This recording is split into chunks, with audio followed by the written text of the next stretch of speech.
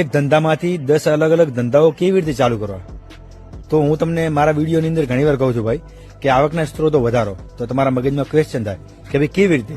માની લો કે મારે કોઈ મોબાઈલની શોપ છે, તો શું મારે બીજી એક મોબાઈલની શોપ નાખવી, કારણ કે આના સિવાય તો મારા જોડે બીજો કોઈ અનુભવ નથી.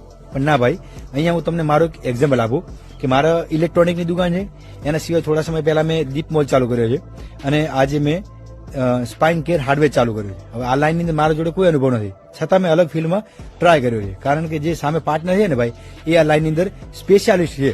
એ વ્યક્તિને આ લાઈનનો ઘણો બધો અનુભવ છે અને એ રીતે અમે આ રીતે નવો બિઝનેસ ચાલુ કર્યો.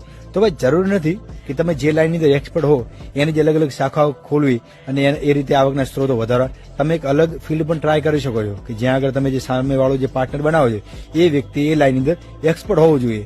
એક વ્યક્તિ ઇન્વેસ્ટ કરે છે, એક વ્યક્તિ સ્કિલના બેઝ ઉપર પાર્ટનર બને છે. આ રીતે એક નવો બિઝનેસ ચાલુ કરી શકો છો અને આવકના સ્ત્રોતો વધારી શકો છો. આ બાબતે તમારું શું કહેવું છે મને કોમેન્ટ સેક્શનમાં જણાવો.